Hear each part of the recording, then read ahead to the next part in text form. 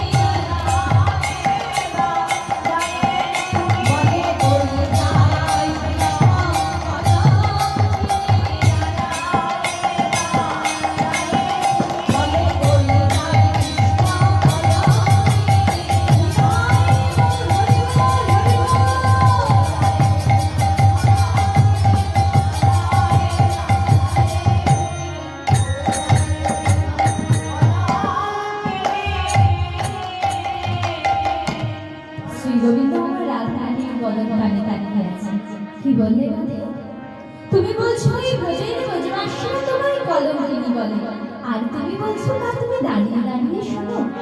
হ্যাঁ বন্ধু, আমি কেন শুনি জানো বন্ধু? কোনো কোনো ভক্ত আমায় শুধু কলঙ্কিনী বলে, আবার কোনো কোনো ভক্ত আছে তোমার নাম জড়িয়ে আমায় কৃষ্ণ কলঙ্কিনী বলে। আর ওই নামটি আমি বড় ভালোবাসি, তাই তো আমি দাঁড়িয়ে দাঁড়িয়ে শুনি। কিন্তু শোনো বন্ধু, শোনো, ওই কলঙ্কিনী নাম আর আমি শুনবো না। আমার এই কলঙ্কিনী নাম যদি তুমি না ঘোচাও তবে আমি বলবো জানো বন্ধু, তবে শোনো বন্ধু, আমি ছাড়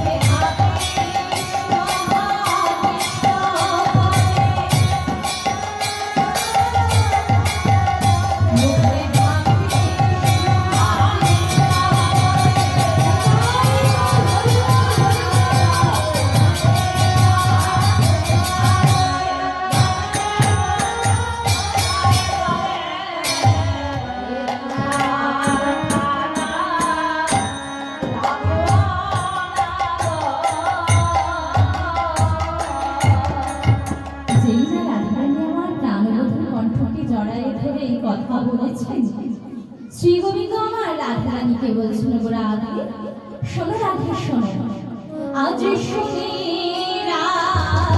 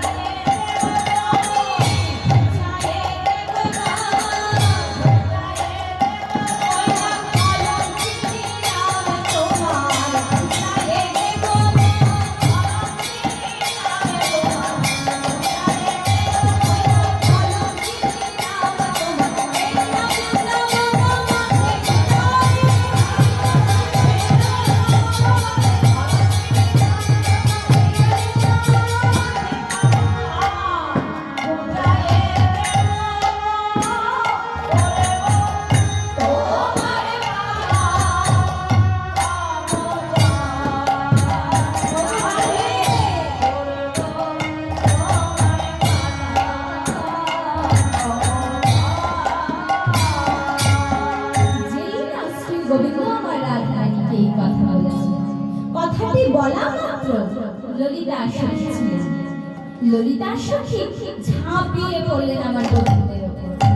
কি বলতে একবার বলো, তুমি তো এর আগে বহুবার ওই এক কথা বলেছো, কিন্তু এখনো পর্যন্ত তুমি সেই কাজটা করতে পারো না।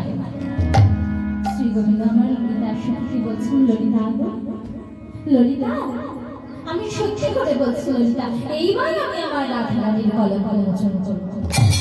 ললিতা সখী বলছে, বেশ তা বলো কথা বলো, সেই দিনটি কবে আসবে যেদিন তুমি আমাদের রাধা রানীর কলঙ্ক মোচন করবে?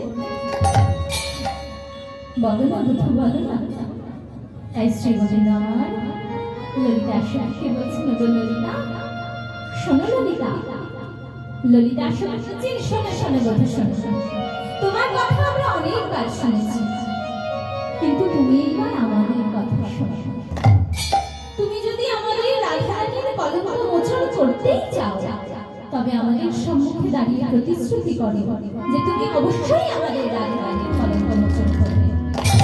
বেশ শোনো ললিতা, আমি তোমাদের সম্মুখে দাঁড়িয়ে প্রতিশ্রুতি করেছি যে আমি যদি আমার রাধা রানীর কলঙ্ক মোচন করতে না পারি, তবে আমি গোহত্যার হারে। কি বললে বধূ? গোহত্যা? গোহত্যা তো তুমি আগেই করে ফেলেছো। তবে তোমার কি মনে নেই বধূ, তুমি যে অঘাসুরকে বধ করেছিলে? শ্রী গোবিন্দ বললেন, তাই তো ললিতা, আমি তো ভুলেই গিয়েছিলাম। আচ্ছা বেশ বেশ ললিতা শোনো, এইবার আমি তোমাদের সম্মুখে দাঁড়িয়ে প্রতিশ্রুতি করছি, আমি যদি আমার রাধা রানীর কলঙ্ক মোচন করতে না পারি না, তবে আমি মাতৃহত্যার পাপে পাবো। ললিতা সখী বললেন, বধূ তাও তো তুমি করে ফেলেছ। কবে? যেদিন পুতনা রাক্ষসী মাতৃরূপ ধারণ করে সে তোমায় স্তনদুগ্ধ পান করিয়েছিল, সেদিন তো তুমি তোমার মা পুতনাকে বধ করেছিল? শ্রী গোবিন্দ বললেন, হ্যাঁ ললিতা, তাই তো। তবে আচ্ছা বেশ বেশ, আমি আরেকটি প্রতিশ্রুতি করছি। শোনো ললিতা, আমি যদি আমার রাধারানীর কলঙ্ক মোচন করতে না পারি, তবে সর্বশ্রেষ্ঠ পাপ আমি ব্রহ্ম হত্যার পাপে। ললিতা সখী হেসে বলছিল, বধূ তুমি তো তাও করে ফেলেছ। তোমার কি মনে নেই বধূ, ত্রেতায় রাম অবতারে সীতা উদ্ধার কালে সর্বশ্রেষ্ঠ ব্রাহ্মণ কে গো মা? সেই ব্রাহ্মণের নাম আপনারা জানেন? সবাই জানেন। আমি যদি এক্ষুনি বলে ফেলি, আপনারা সবাই বলবেন হ্যাঁ হ্যাঁ ঠিক। কে তখনকার দিনে রাজা কে ছিলেন? রাবণ রাজা। সেই রাবণ রাজা ছিলেন সর্বশ্রেষ্ঠ ব্রাহ্মণ, যিনি ত্রিসন্ধ্যা গায়ত্রী জপ করতেন। সেই রাবণ রাজাকে তুমি বধ করেছিলে। শ্রী গোবিন্দ বললেন, তাই তো ললিতা। তবে তোমরাই আমায় বলে দাও, আমি কি প্রতিশ্রুতি করলে তোমরা খুশি হবে? ললিতার সখী বলছেন, বধূ তুমি কি আমাদের কথা রাখবে বধূ? হ্যাঁ ললিতা, বলো বলো। তোমরা আমায় যাও প্রতিশ্রুতি করতে বলবে, আমি তাই প্রতিশ্রুতি করব। তাই ললিতার সখী বলছেন, শোনো বধূ, তুমি আমাদের সম্মুখে দাঁড়িয়ে এই প্রতিশ্রুতি করো যে যতদিন না পর্যন্ত তুমি আমাদের রাধারানীর কলঙ্ক মোচন করতে পারছো, ততদিন পর্যন্ত তুমি রাধা বদন দর্শন।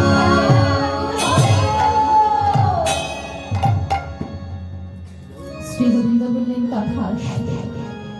তাই হবে ললিতা, আমি তোমাদের সম্মুখে দাঁড়িয়ে প্রতিশ্রুতিবদ্ধ হচ্ছি যে যতদিন না পর্যন্ত আমি আমার রাধারানীর কলঙ্ক মোচন করতে পারছি, ততদিন পর্যন্ত আমি রাধা বদন দর্শন করব না। এই বলে শ্রী গোবিন্দ আমার রাধারানীকে বলছে, প্রভু রাধা, শোনো রাধা, তুমি এখন শ্বশুরালয়ে চলে যাও, আমি এখনই আসছি। তাই রাধারানী আমার অষ্টসখী পরিচিতা হয়ে নিজ লয়ে গমন করলেন। আর এদিকে শ্রী গোবিন্দ আমার মায়ের আঙিনায় উপস্থিত হলেন। মায়ের আঙিনায় উপস্থিত হয়ে মা লক্ষ্মীকে বলছেন, মা কি হয়েছে রে? ও মা, মা আমার না বড্ড খিদে পেয়েছে, তুমি আগে আমায় কিছু খেতে দাও। এই বৃন্দাবনে কোনো অভাব আছে আমাদের? আয় বাবা, গোপালকে বক্ষে জড়িয়ে ধরে কোলে বসিয়েছেন। শ্রী গোবিন্দ আর মা যশোমতীকে বলছেন, আজ নন্দের মন্দিরে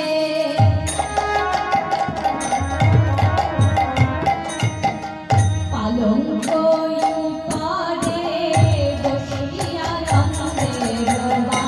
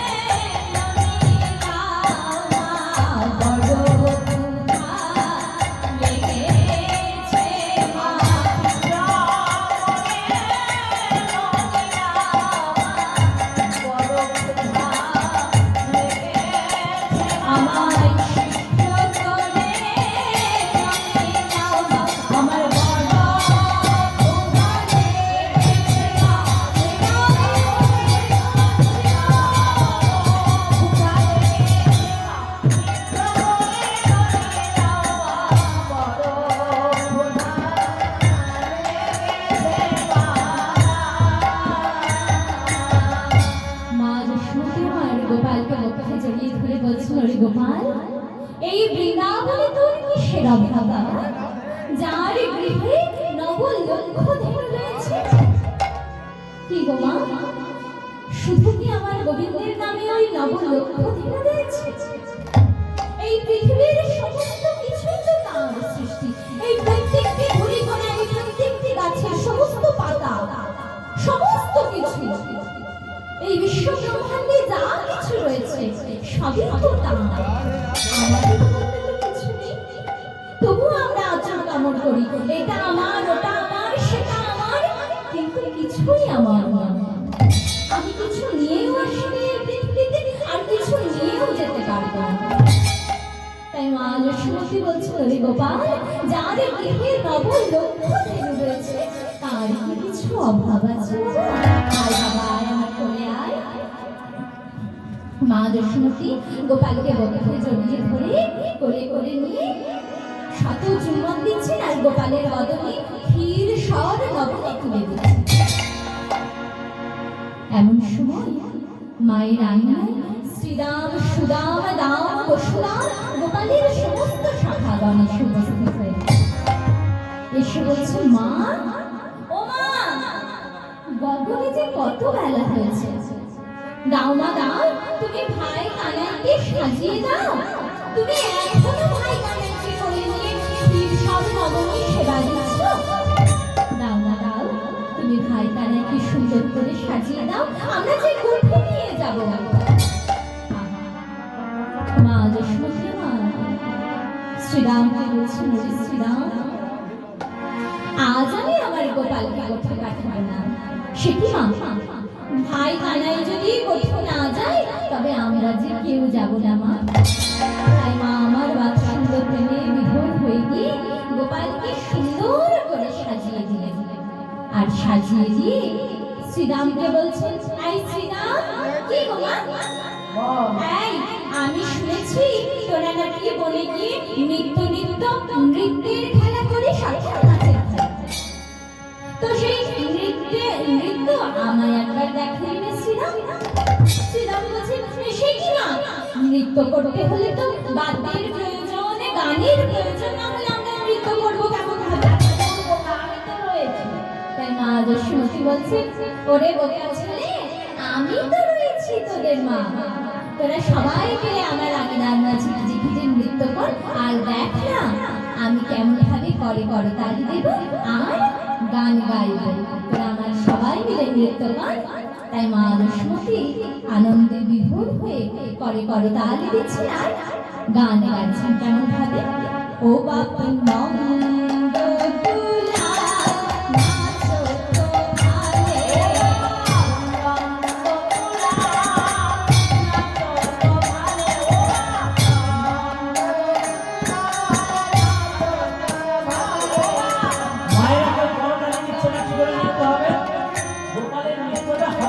মায়েরা করতালি না দিলে দিন করুন।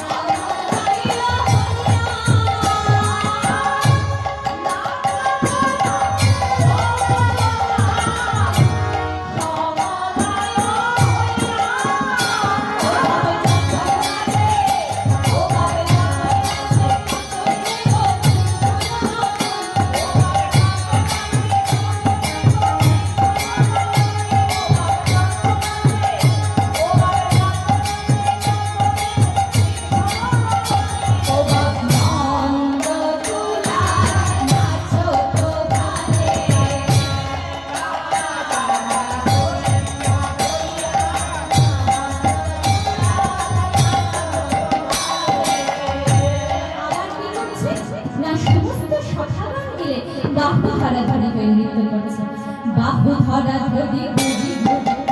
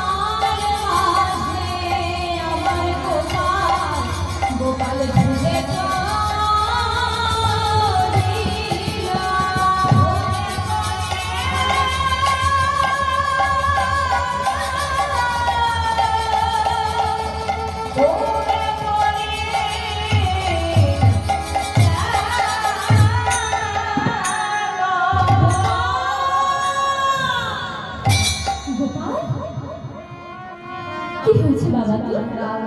কি হয়েছে? তুই তো এক্ষুনি নৃত্য করছিলি গোপাল। একবার আমার মা বলে ডাক, একটি বার আমার দিকে ডাকা গোপাল। মা যশোমতী রান্নার মাঝে গোপাল নৃত্য করতে করতে ঝুলে পড়েছে। মা যশোমতী ছুটে এসে গোপালকে মুখে জড়িয়ে ধরে বলছিল, রে গোপাল কি হয়েছে বাবা? কি হয়েছে? একটি বার কথা বল বাবা, একটি বার আমাকে মা বলে দাও। তুই তো এমনটি কখনো করিস না গোপাল। কি হয়েছে বাবা বল, আমার বল। মা যশোমতী গোপালকে মুখে জড়িয়ে ধরে নিয়ে অঝোর নয়নে কাঁদছেন আর গোপালকে আমার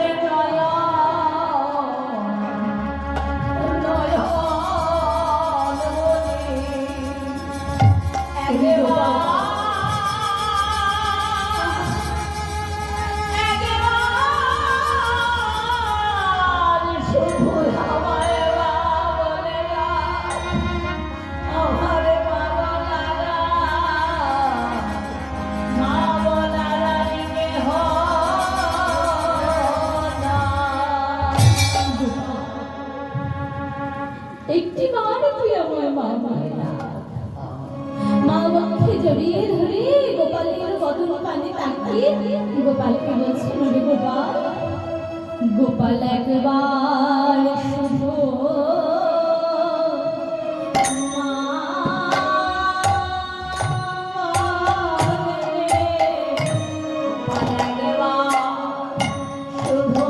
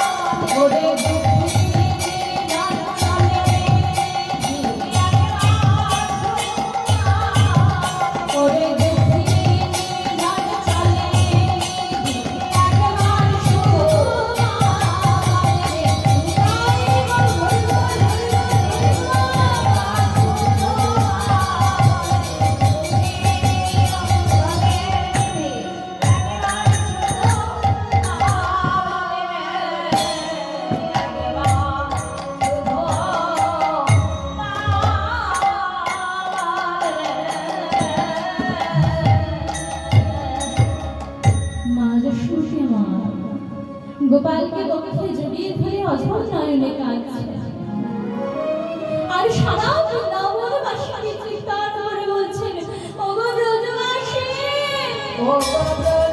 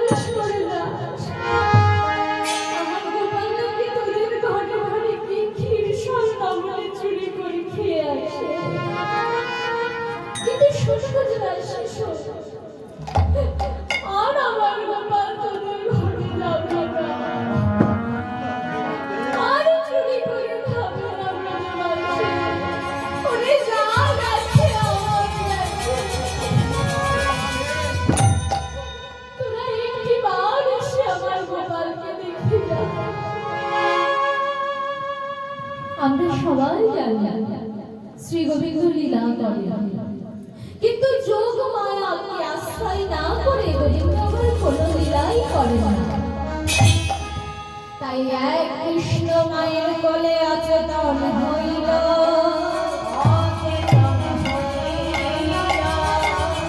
যোগ মায়ার মায়াকে কেহ জানিতে না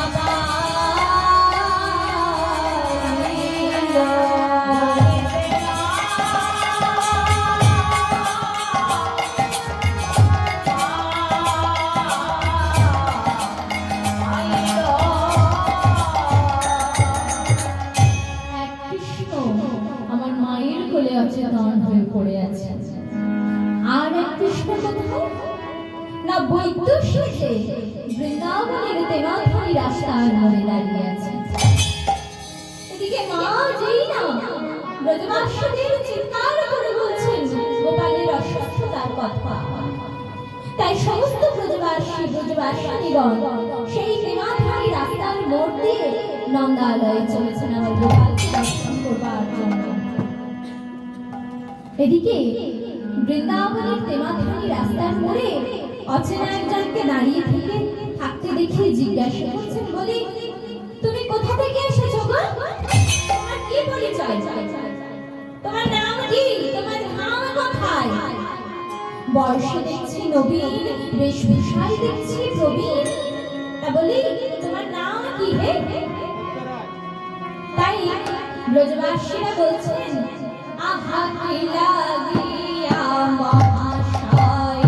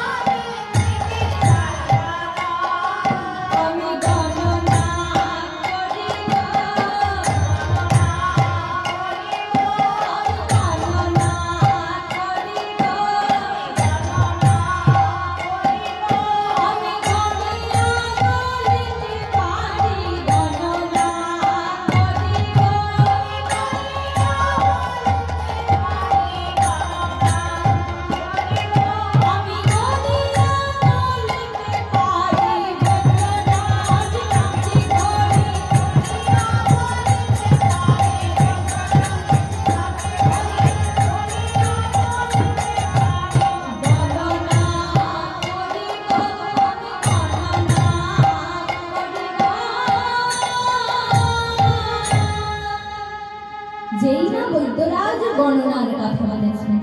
কি গো মা, যদি কেউ এসে বলে যে আমি গণনা করতে পারি, তো সেই গণনার যে যিনি গণনা করতে পারেন তার কাছে সর্বাগ্রে কারা যায়?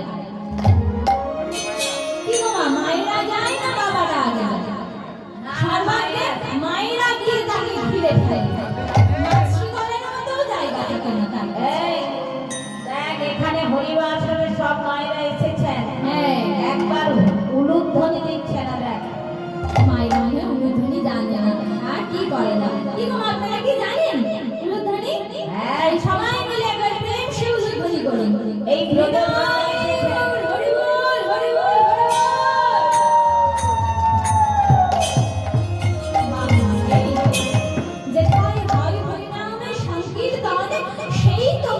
বৃন্দাবন, আজ আমরা সবাই মধুর বৃন্দাবনে এসে উপস্থিত হয়েছি। এই জায়গাটায় সবাই বসতে পারে না। যদি পূর্ব জন্মের অর্জিত ফল না থাকে, এই হরিবাসরে এসে বসার অধিকার তার থাকে না। আমরা এখানে যারা এসে উপস্থিত হয়েছি, তারা সবাই আগের জন্মে এটা নিয়ে এসেছে। তাই বৈদ্যরাজকে সমস্ত ব্রজবাসীগণ ঘিরে দাঁড়িয়েছে। বলি, ও বৈদ্যরাজ, গণনা করতে পারে নাকি? তা বলি, বৈদ্যরাজ, একটি বাড়ি তুমি আমাদের একবার গণনা করে শোনাও না। বৈদ্যরাজ বলছে, তোমরা শুনবে? আচ্ছা, তবে শোনো। তোমরা কালো জলে করো স্নান, কৃষ্ণ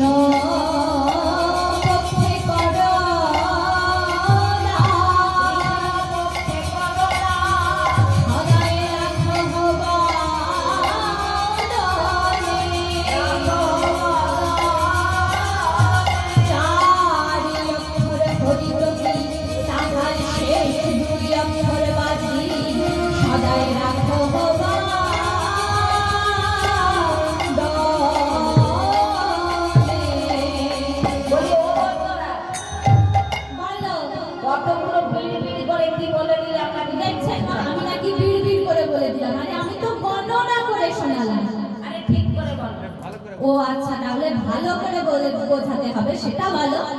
আচ্ছা বেশ, আমি ভালো করে বুঝিয়ে কেটে বুঝিয়ে বলছি, তাহলে হবে তো? শোনো, তোমরা কালো জলে করো স্নান। কালো জল কার? শ্রী যমুনার জল। কারা বৃন্দাবনে গেছেন? বৃন্দাবনে কি এখানে কোনো মায়েরা বা বাবারা গেছেন? গেলে দর্শন করবেন, শ্রী যমুনার জল কালো কুচকুচে, কিন্তু জলটি হাতে তুলবেন, দেখবেন সুন্দর পরিষ্কার স্বচ্ছ কাচের মতন জল। তোমরা কালো জলে করো স্নান, কৃষ্ণ পক্ষে করো দান, সদাই রাখো বদনে, বদন অর্থাৎ মুখ, বদনে চারি অক্ষর হরি তো কি, তাহার শেষ দুই অক্ষর বাদ দিয়ে দাও, তারপর সদাই রাখো বদনে। এইবার ঘাটে কি ঢুকেছে? মা গো, বৈদ্যরাজ বলছেন, মা এবারে তোমরা বুঝতে পেরেছ হরি তো কি? তাহলে হরি তো কি যদি শেষ দুই অক্ষর বাদ দিয়ে দেওয়া হয়, তাহলে অবশিষ্ট থাকে কি গো? এই মা মনে হয় কিছু মনে রাখছে না রে, এই কীর্তনিয়া খালি বকে পালিয়ে যাবে। যাই হোক, হরি তো কি, তাহার শেষ দুই অক্ষর বাদ দিলে পড়ে থাকে হরি। তাই বৈদ্যরাজ বলছেন, হরি নামা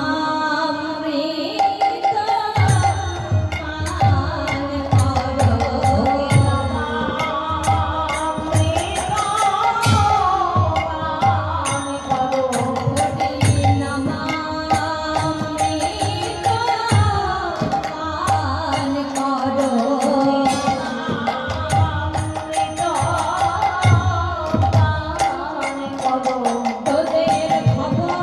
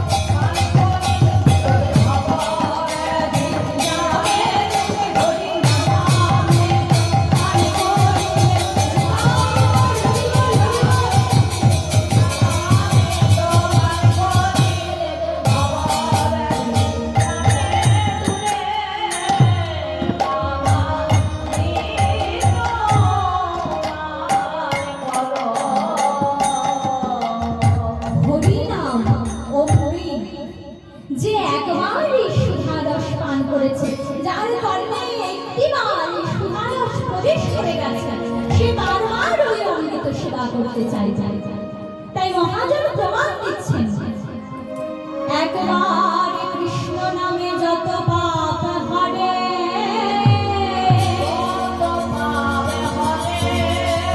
পাপী হইয়া কত পাপ করিতে না পারে।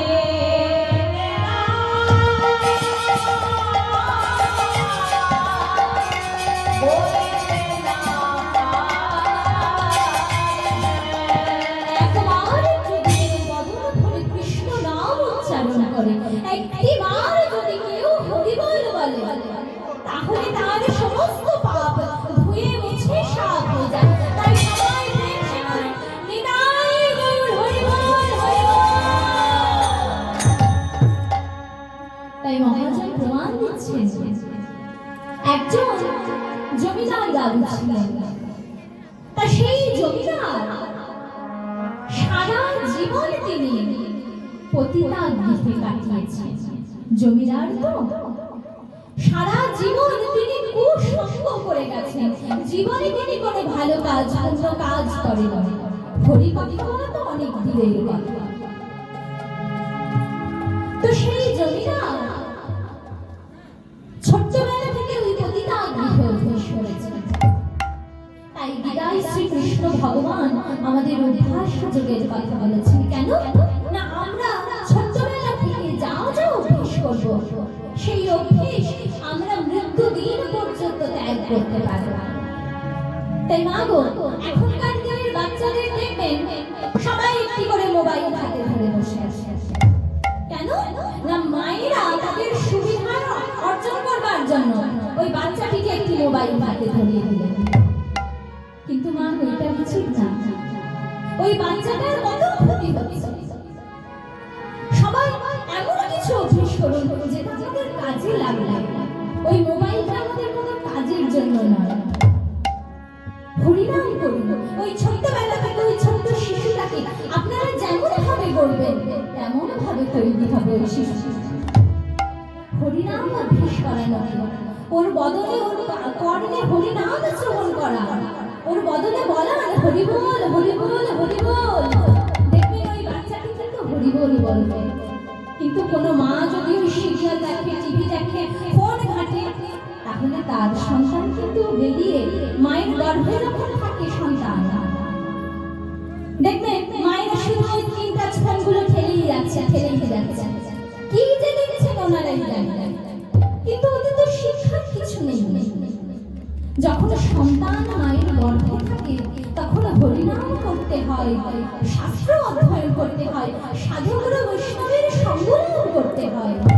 মোবাইল ঠেলে আর ওই সিরিয়াল দেখলে বাচ্চাও বেরিয়ে ওই সিরিয়াল দেখবে আর লাঠি ছুঁড়ে মারবে। দেখবেন অনেক বয়স্ক মায়েরা আছেন, বাবারা আছেন, যারা বলেন, আর দিদি গো, আমার ঘরের ছেলের বৌমা আমাদের দেখে না, এক মুষ্টি ভাত দেয় না। কিন্তু ওটা তাদের দোষ না, ওটা আমাদের দোষ। আমরা ছোট্টবেলা থেকে আমরাও আমাদের শ্বশুর শাশুড়িকে দেখি না, মা বাবাকে দেখি না, তাই ওই সন্তানটিও বড় হয়ে আর তোমাকে দেখবে না। তাই ছোটবেলা থেকে যা যা অভ্যাস করাবেন তাই অভ্যাস রয়ে যাবে। তাই ওই জমিদার সারা জীবন তিনি পতিতা গৃহ অভ্যাস করেছেন। মৃত্যু দিন পর্যন্ত তিনি পতিতা গৃহ ত্যাগ করতে পারেন না। জমিদার বৃদ্ধ হয়ে গেছেন, বৃদ্ধ অবস্থাতেও তিনি তার প্রিয়ার কাছে চলেছেন। রাস্তা দিয়ে হেঁটে হেঁটে চলেছেন, মনে মনে ভাবছেন, আজ আমি আমার প্রিয়ার জন্য কি নিয়ে যাব, কি নিয়ে গেলে আমার প্রিয়া আমায় দেখে খুশি হবে। জমিদার দেখতে পেলেন কিছুটা দূরে একটি ফুলওয়ালা সুন্দর সুন্দর কয়েকটি ফুল নিয়ে ফুল বিক্রি করছে। জমিদার মনে মনে চিন্তা করলেন, আহা, বেশ বেশ বেশ, আজ আমি আমার প্রিয়ার জন্য সুন্দর ফুল কিনে নিয়ে যাব, আমার প্রিয়া দেখলে কতই না খুশি হবে। তাই জমিদার সেই ফুলওয়ালার কাছ থেকে সুন্দর কয়েকটি ফুল কিনে নিলেন। কিনে নিয়ে মনের আনন্দে প্রিয়ার গৃহের দিকে চলেছিলেন। এমন সময় ওই প্রিয়ার গৃহটি যেতে হলে একটি ছোট্ট নালা পার হয়ে যেতে হতো। জমিদার বাবু বৃদ্ধ হয়ে গেছেন তো, অনেকখানি বয়স হয়ে গেছে জমিদার।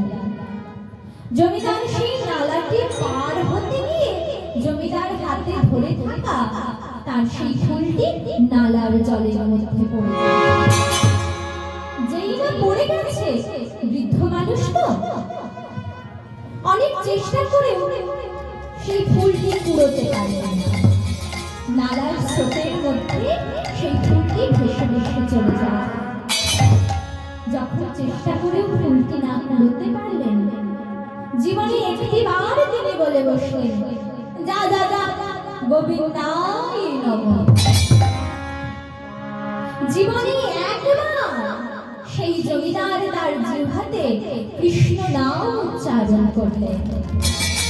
এবার তিনি তার প্রিয়ার কাছে এসে উপস্থিত হলেন। প্রিয়ার গৃহে কিছু সময় কাটানোর পর প্রিয়ার গৃহে সেই রাত্রে জমিদার বাবুর প্রাণান্ত হয়ে গেল। জমিদার বাবু মারা গেলেন। সেই জমিদার বাবুর মৃতদেহটি নিয়ে যাওয়ার জন্য দুইজন দূত এসে উপস্থিত হয়েছে। দুইজন দূত, কোন কোন দূত? একজন হলেন বিষ্ণু লোকের বিষ্ণুদূত, আরেকজন হলেন, পরিষ্কার লাগছে না? ও আচ্ছা আচ্ছা আচ্ছা, এটা মাইক লাইন ঠিক করবেন, আমি তো কিছু করতে পারবো না। যাইনি তাই হরি বল হরি বল। একজন হলেন বিষ্ণুদূত, বিষ্ণু লোক থেকে এসেছেন। আর একজন দূত হলেন যম লোকের যমদূত। দুইজন দূত এসে সেই জমিদারের মৃতদেহটি নিয়ে টানাটানি করছেন। একজন বলছেন, এই মৃতদেহটি আমি নিয়ে যাব। আরেকজন দূত বলছেন, এই মৃতদেহে তুমি স্পর্শ করবে না, এই মৃতদেহ আমি নিয়ে যাব। দুইজন দূতের মধ্যে লেগে গেল জোর লড়াই। একজন বলছে আমি নিয়ে যাব, আরেকজন বলছে আমি নিয়ে যাব। এইভাবে যখন দুজনের মধ্যে যুদ্ধ লেগে গেল, দুজনের মধ্যে প্রচন্ড ঝগড়া শুরু হলো। যমদূত কি করলেন না, যমালয়ে যমরাজের কাছে ফিরে গেলেন। যমরাজকে গিয়ে সবিশেষ তিনি জানালেন। জানানোর পর যমরাজ বললেন, চিত্রগুপ্ত, চিত্রগুপ্ত, দেখো চিত্রগুপ্ত, এই যমরাজ জীবনে কোনো ভালো কোনো পুণ্য কাজ করেছে কিনা? জীবনে কখনো তার জিহ্বাতে একবার কৃষ্ণ নাম উচ্চারণ করেছে কিনা? এত সুন্দর পৃথিবীতে জন্মগ্রহণ করেছে, হরি কথা বলবার বদন পেয়েছে, সুন্দর দুটি হাত পেয়েছে তার সেবা করবার জন্য, সুন্দর দুটি চরণ পেয়েছে হেঁটে তার গুণকীর্তন শ্রবণ করতে যাওয়ার জন্য, সুন্দর দুটি নয়ন পেয়েছেন তাকে বদন দর্শন করবার জন্য। জীবনে কোনো ভালো কাজ তিনি করেছেন কিনা? তুমি দেখো তো চিত্রগুপ্ত। চিত্রগুপ্ত খাতার পাতা উল্টাচ্ছে, উল্টে পাল্টে ভালো করে দর্শন করলেন যে এই জমিদার সারা জীবন পাপ কার্যে রয়েছে, সারা জীবন তিনি খারাপ কাজ করেছেন, কখনো কোনো ভালো কাজ তিনি করেন। মহারাজ, এই জমিদার তো সারা জীবন পাপ কাজ করেছে, কখনো কোনো ভালো কাজ তিনি করেন। যমরাজ বললেন, আহা, একটু ভালো করে দেখোই না, কখনো কোনো পুণ্য কাজ করেন। চিত্রগুপ্ত আবার মহারাজের কথা মতো খাতার পাতা শুনলেন উল্টাতে। আমাদের জন্য তোলা শোনা, যে যেমন কর্ম করবে তার জন্য ঠিক তেমন ফলই রেখেছেন গোবিন্দ। আমরাও যেদিন ওইখানে যাব, চিত্রগুপ্তের কাছে কিন্তু মহারাজের কাছে আমাদেরও জবাবদিহি করতে হবে। আমরা কি ভালো কাজ করেছি, তার খাতায় তার চুক্তি তো আমরা কেউ এড়াতে পারবো না। তাই সময় থেকে হরি ভজন করুন। এই কলিযুগের বয়স খুব কম। আগেকার দিনের মুনি ঋষিরা হাজার হাজার বছর পয়ময় পেতেন, কিন্তু এখন এই কলিযুগের মানুষ কেউ 100 বছর পর্যন্ত যায় না, কোনো কোনো ব্যক্তি খুব কম, কিন্তু কেউ 4 দিন, কেউ 40 দিন, কেউ 4 বছর, কেউ বা 40 বছর, তাতেই হরিবোল হয়ে যায়। তাই মানুষ সময় থেকে হরি ভজন করো। তাই জমিদার যমরাজ চিত্রগুপ্তকে দেখতে বললেন জমিদার কোনো ভালো কাজ করেছেন কিনা। চিত্রগুপ্ত অনেক খোঁজাখুঁজির পর দেখলেন না, একবার ওই জমিদার তার জীবনে কৃষ্ণ নাম উচ্চারণ করেছে। মহারাজ, মহারাজ, কি হয়েছে চিত্রগুপ্ত? মহারাজ, এই জমিদার সারা জীবনে একটিবার কৃষ্ণ নাম উচ্চারণ করেছে। বেশ বেশ বেশ, শোনো চন্দু, ওই জমিদারের দেহটি বিষ্ণুদূত নিয়ে যাবে। তাই বিষ্ণুদূত সেই জমিদারকে নিয়ে গেলেন। জমিদারকে নিয়ে এসে জিজ্ঞাসা করছেন, জমিদার শোনো জমিদার, এত সুন্দর পৃথিবীতে তুমি জন্মগ্রহণ করে সারা জীবন তুমি পাপ কাজ করে গেছো, কখনো কোনো ভালো কাজ তুমি করো না, কিন্তু তোমার জীবনে তুমি একটিবার কৃষ্ণ নাম উচ্চারণ করেছো, তাই তুমি 5 মিনিটের জন্য সময় পাবে ওই স্বর্গে বাস করবা, আর বাকি জীবন তোমায় ওই নরকে কাটাতে। তুমি কোনটি আগে চাও, আগে স্বর্গ নাকি আগে নরক? মাগো, আমরা কলির মূঢ়, আমরা সবাই আগে সুখ ভোগ করতে চাই, কেউ দুঃখ চাই না। কেউ ভগবানকে বলে, ভগবান আমায় প্রচুর দুঃখ দিন, প্রচুর কষ্ট দিন, যন্ত্রণা দিন। আমরা কেউ বলি না, বরং এটা বলি ভগবানের কাছে যে ভগবান আমার টাকা দাও, ঐশ্বর্য দাও, ধন দাও, সম্পত্তি দাও, গাড়ি দাও, বাড়ি দাও, শুধু দাও দাও আর দাও। কিন্তু আমরা তার জন্য কতটুকু করতে পারি? সারাদিনে একটিবার কি ভগবানের কাছে, ভগবানের আশ্রমে গিয়ে একটিবার গিয়ে বলি যে প্রভু তুমি কেমন আছো, তুমি ভালো আছো? একটিবারের জন্যও আমরা কেউ তাকে জিজ্ঞাসা করি না। তাই মহারাজ হরি বল, বিষ্ণুদূত জমিদারকে জিজ্ঞাসা করলেন, তুমি আগে স্বর্গ চাও না আগে নরক চাও? জমিদার কলির মূঢ়। জমিদার বিষ্ণুদূতকে বললেন, না না না, আমি আগে স্বর্গেই বাস করতে চাই, তারপর আমি নরকে যাব। তাই বিষ্ণুদূত জমিদারকে স্বর্গদ্বারে নিয়ে গেলেন। স্বর্গে পুষ্পদানের শোভা দর্শন করে জমিদার কপাল চাপড়াচ্ছে, কিন্তু মাগো তখন যে আর সময় নেই। জমিদার মনে মনে চিন্তা করছেন যে এত সুন্দর মনুষ্য জন্ম পেয়ে আমি হেলায় হারালাম, এত সুন্দর বদন পেয়ে একটিবার হরে কথা বললাম, যদি আরো কয়েকবার বলতাম তাহলে 5 মিনিট নয় 500 মিনিট সময় পেলাম, কিন্তু না, এই যে 5 মিনিট সময় আমি পেয়েছি এর 1 কিলো সময় আমি নষ্ট হতে দেব না। তাই জমিদার কি করলেন না, একটি ধারালো কাঁচি নির্মাণ করে পুষ্পদানে যে সমস্ত পুষ্পগুলি ফুটে রয়েছে একটি একটি করে পুষ্প কেটে কেটে ফেলছেন, আর নয়নের জল দিয়ে হা গোবিন্দায়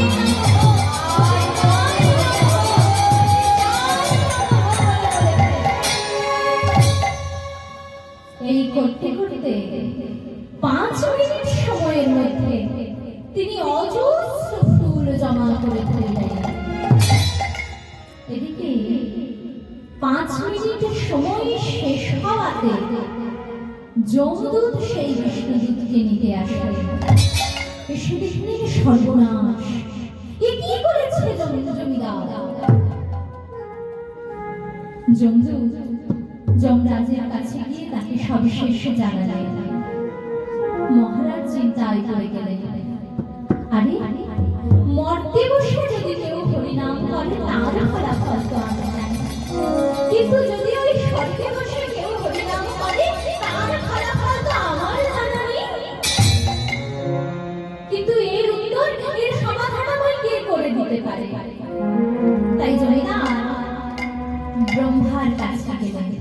চতুর্মুখ ব্রহ্মা, ব্রহ্মার কাছে গিয়ে তাকে সমস্ত কথা তিনি জানালেন। জানানোর পর ব্রহ্মা যমরাজকে বলছেন, যমরাজ, এর উত্তর আমার জানা নেই যমরাজ, তুমি ফিরে যাও। কিন্তু যমরাজ ফিরে গেলে কি করে হবে? তাকে তো সমস্ত কিছু ধার দেওয়া আছে। যমরাজ কি করলেন না, মহাদেবের কাছে গেলেন। মহাদেবের কাছে গিয়ে মহাদেবকে সমস্ত ঘটনা খুলে বললেন।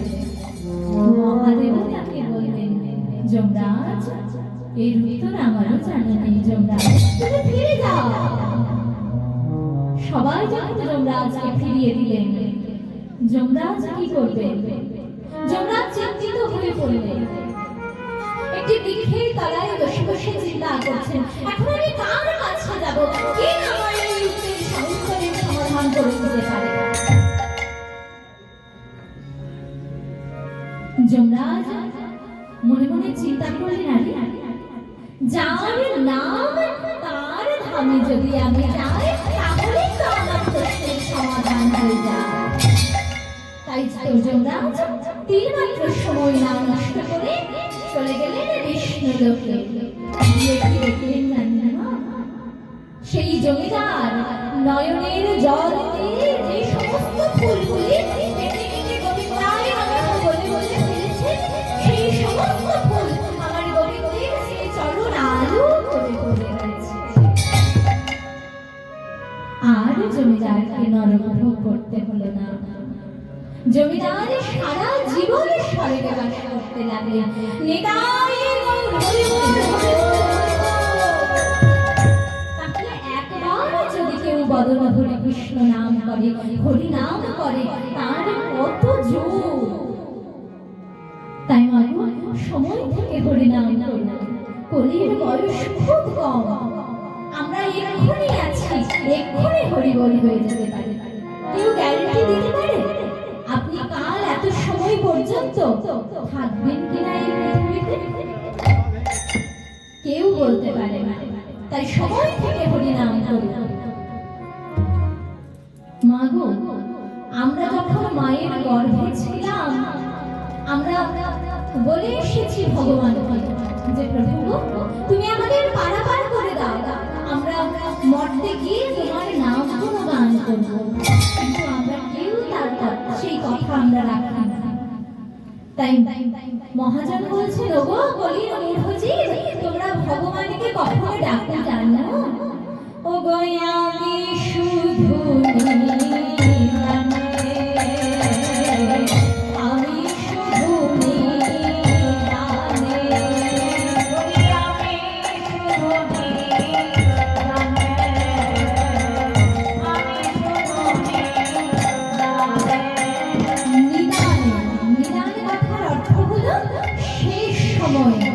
যখন আমাদের আর কোনো উপায় থাকে না, তখন আমরা ভগবানকে ডাকি। কিন্তু এত সুখ, এত আনন্দ, এত ঐশ্বর্যের মধ্যে আমরা ভগবানকে ডাকি না, ভগবানকে আমরা ভুলে গেছি। তাই ভগবান বলছেন, আমি শুধু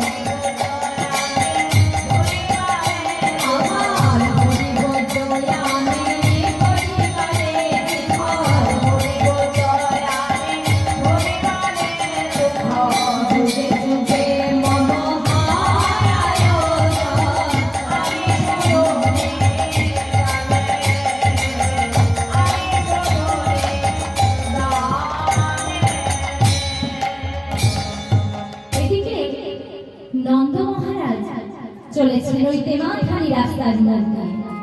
যেতে যেতে দর্শন করলেন ওই তেমাথানি রাস্তার মোড়ে একটি জায়গায় ভিড় জমা হয়েছে।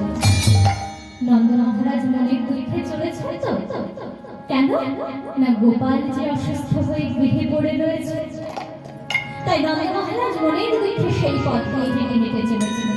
যেতে যেতে দেখলেন ভিড় জমা হয়েছে। ব্রজরমণীদের জিজ্ঞাসা করলেন, এখানে এত কিসের ভিড় গো? মহারাজ জানেন, আপনারা জানেন থেকে একজন বৈদ্যরাজ এসেছেন। বৈদ্য কোথায়? এবার আমায় দর্শন করতে দাও। মহারাজকে সেই বৈদ্যরাজের সুপ্রসন্ন বদন দর্শন করতে দর্শন করে বৈদ্যরাজকে বলছেন, বৈদ্যরাজ, ও বৈদ্যরাজ, তুমি একটিবার আমার গৃহে যাবে বৈদ্যরাজ? চলো না বৈদ্যরাজ, চলো না। জানো বৈদ্যরাজ, আমার গৃহে আমার গোপাল, আমার একটি মাত্র দুধের শিশু আমার গোপাল। গোপাল আমার অচেতন হয়ে মায়ের কোলে পড়ে আছে। চলো না বৈদ্যরাজ, চলো না। শোনো বৈদ্যরাজ, আমার গোপালকে তোমার এমনি এমনি দেখতে হবে না। তুমি যদি আমার গোপালকে ভালো করে দিতে পারো না, আমি তোমায় কথা দিচ্ছি বৈদ্যরাজ, আমি তোমাকে আমার অর্ধেক রাজত্ব দান করে দেব। চলো না বৈদ্যরাজ। নন্দ মহারাজের কথা মতো নন্দরাজের সঙ্গে নন্দালয়ে এসে উপস্থিত হয়েছে। নন্দালয়ে যেই না উপস্থিত হয়েছেন, মা যশোমতী একটিবার আমার গোপালের বদন, অর্থাৎ মায়ের কোলে যে গোপাল পড়ে রয়েছে সেই গোপালের বদন দর্শন করছেন, আর একটিবার ওই বৈদ্যনাথের বদন দর্শন করছেন। দর্শন করে বলরামের মা রোহিণী দিদিকে বলছেন, দেখো দেখো দিদি, ওই বৈদ্যরাজের বদনটি কেমন জানো দিদি? বলি, ঠিক জানো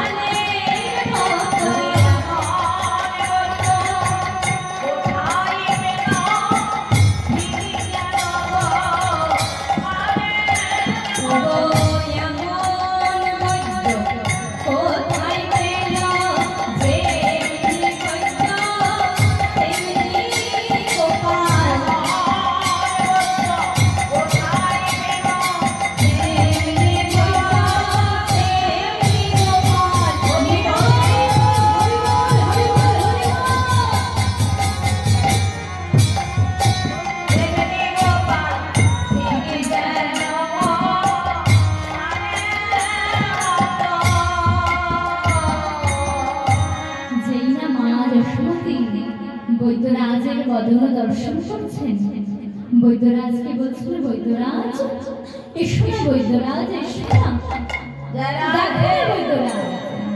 দেখো না অধিক রাত্রি হয়ে গেছে। জয় রাধে রাধে।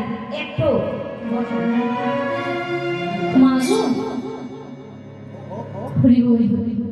বৈদ্যরাজ মায়ের বদনখানি দর্শন করছেন, মায়ের আকুতি দর্শন করছেন, ভাব দর্শন করছেন।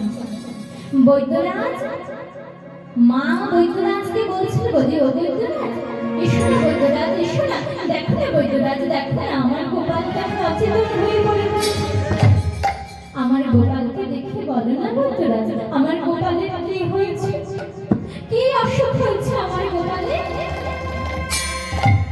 মা যখন কাকুতি বিনতি করছেন বৈদ্যরাজকে দর্শন করে, বৈদ্যরাজ মায়ের ভাব দর্শন করছেন।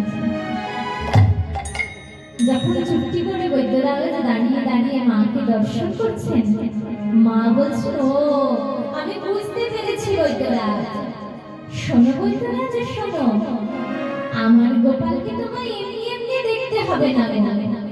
তুমি যদি আমার গোপালকে সুস্থ করে দিতে পারো না, তবে আমি তোমায় কথা দিচ্ছি বিতরাগ, আমি আমার সর্বস্ব রাজ্য তোমায় দান করে দেব।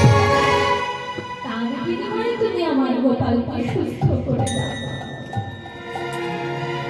বাবা বললেন অর্ধেক রাজত্ব দান করবেন সন্তান, আর এখানে মা বলছেন তার সন্তানের জন্য তিনি সর্বস্ব রাজ্য দান করে দিতে পারেন।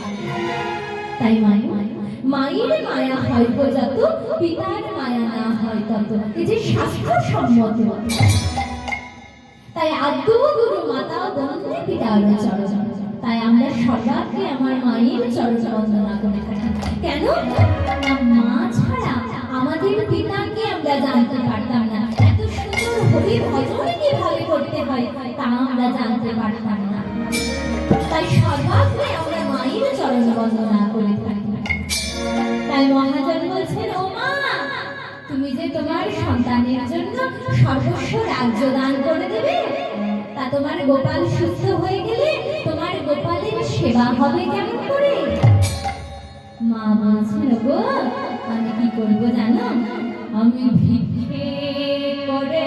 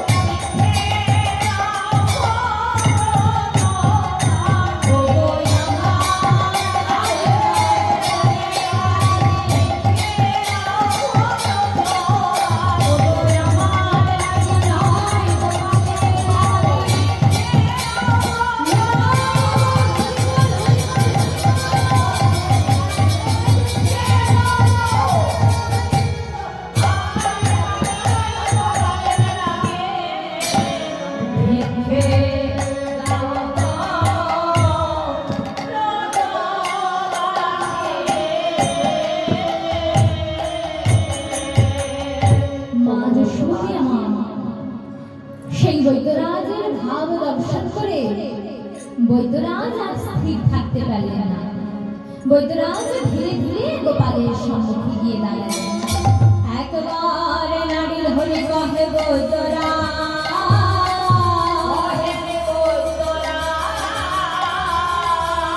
এই রোগীরে বাঁচানো মাগো সহজ উপায়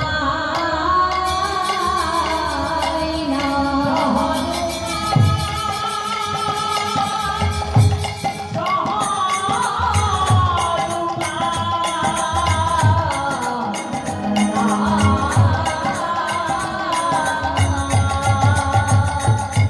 আমি দেখলাম গোপালে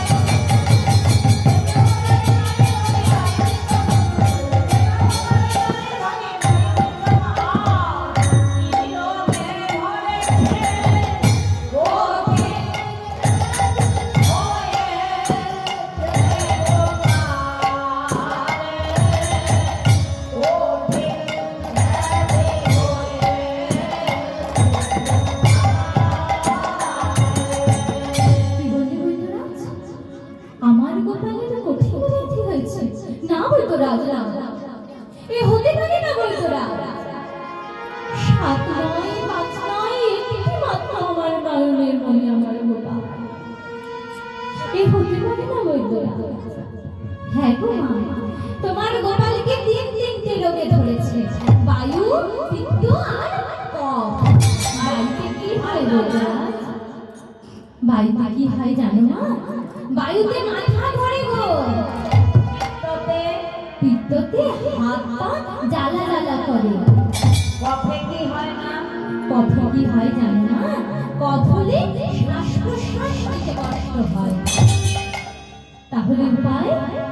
বৈদ্যরাজ, আমার গোপালকে তাহলে কোনোদিন আমার মা বলে ডাকবে না, আর কোনোদিন নয়ন মেলে তাকাবে না বৈদ্যরাজ। বৈদ্যরাজ বলছে, মা গো, তুমি অস্থির হও না মা, তুমি অস্থির হও না, আমি দেখছি। ভূমে অঙ্গ পাতে বৈদ্যরাজ কহে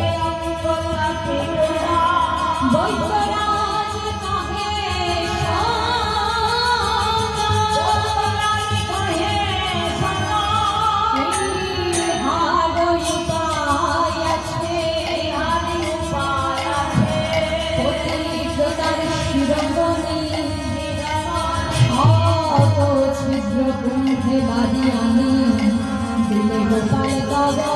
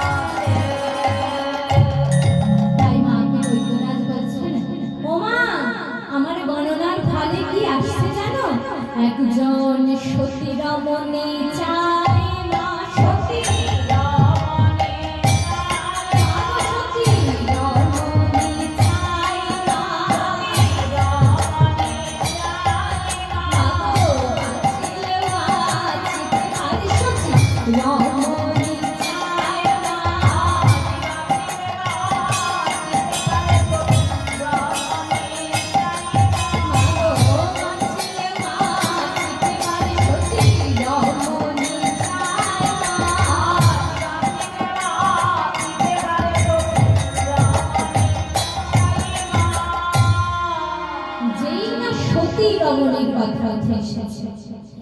নন্দালয়ে গোপালকে দর্শন করবার জন্য সমস্ত ব্রজের ব্রজবাসিনীগণ নন্দালয়ে এসে উপস্থিত হয়েছে। সেখানে জটিলার কুটিলা, এখানকার মায়েরা কি জটিলা কুটিলাকে চেনেন? জটিলা কুটিলাকে কে না চেনে? বাবা কি ঝগড়া করতে পারে? আমি পারি না বাবা, তো ঝগড়া করতে। চিনতে পারে না জটিলা কুটিলাকে। জটিলা কুটিলা কে জানেন তোমার? হ্যাঁ হ্যাঁ, মায়েরা জানে। মায়েরা আমাকে গালাগালি করবেন, বলছে দেখছিস এই কীর্তনিয়া আমাদেরকে বলছে। জটিলা কুটিলা কে? জটিলা হলেন আমার রাধারানীর শাশুড়ি, আর কুটিলা হলেন আমার রাধারানীর ননদিনী। ননদিনী খুঁড়ের ধার, যেতে আসতে নমস্কার। আমার ননদটি কিন্তু খুব ভালো। যাই হোক, তো এখানে যেই না সতী রমণীর কথা উঠে এসেছে, তাই সতী রমণীর কথা শুনে পরস্পর পরস্পর ব্রজবাসিনীকে ঠেলাঠেলি করছেন। বলে এই তুই যা না, যা সতী রমণীর কথা বলছে। আরে তুই জানা। না না বাবা, আমি পারবো না। তুই জানা, তুই যা। না না, তুই জানা। বলি জানা জানা, তুই জানা।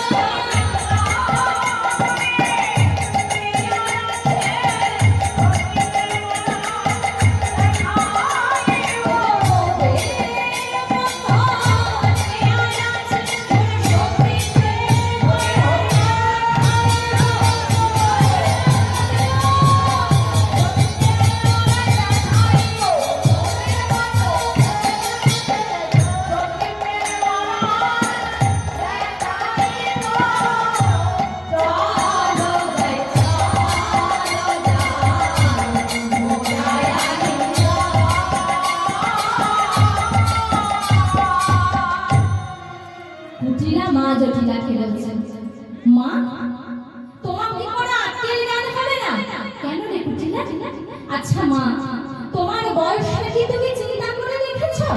তোমার কতটা বয়স হয়েছে, কতটা বৃদ্ধ হয়েছে তুমি? হ্যাঁ, তুমি ওই শত ছিদ্র কুঠেছি যমুনা থেকে জল দিয়ে আসতে পারবে? এই দেখ কবিরা, তুই পারবি না, আমি তোর মা, আমি পারবো। মা গো, মা মেয়েকে মেয়ে মাকে বলছে, মা তুমি পারবে না, আমি পারবো। কি গো, মায়ের কাছ থেকে মেয়ে শেখে না মেয়ের কাছ থেকে মা? আগে মায়ের কাছ থেকে শেখে মেয়েরা। তাই মা যখন বলছে তখন মেয়ে বলছে, অর্থাৎ কুটিলা বলছে না তুমি পারবে না, শ্রী যমুনায় আমি জল আনতে যাব। তাই আজ কুটিলা চলেছেন জল আনতে। কেমন ভাবে? আজ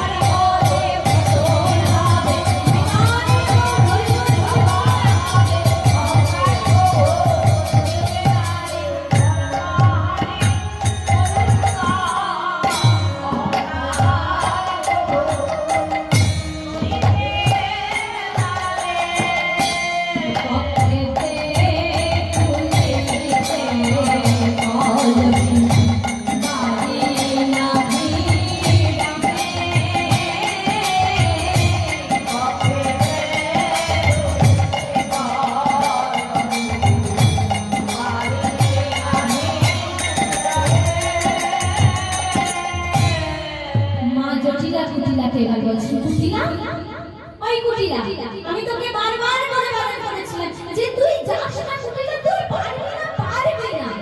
কিন্তু তুই আমার একটা কথা শুনলি না। সেই শত ছিদ্র কুম্ভ নিয়ে বাড়ি আনতে চললি। তাই মহাজন প্রমাণ দিচ্ছেন, মাগো মাল্যেতে সাধিলে প্রেমে পাইবারে আসে, যৌবনে সাধিলে প্রেম আসে কি না আসে, আর আমার ভক্তে সাধিলে প্রেমে যোগের তার আসে।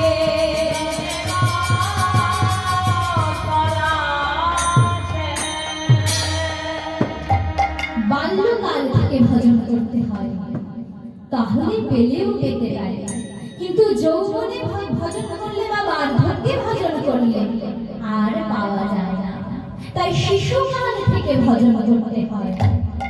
তাই মহাজন প্রমাণ দিচ্ছেন, একটি ছোট্ট শিশু ছিলেন, জয় রাধে রাধে রাধে, যার নাম ছিল সবরী। তার বয়স ছিল মাত্র 5 বছর। তিনি পিতামাতার সঙ্গে বাস করতে যখন 5 বছর বয়স হয়ে গেছে, তার পিতামাতা সবরীর বিবাহের আয়োজন করেছে।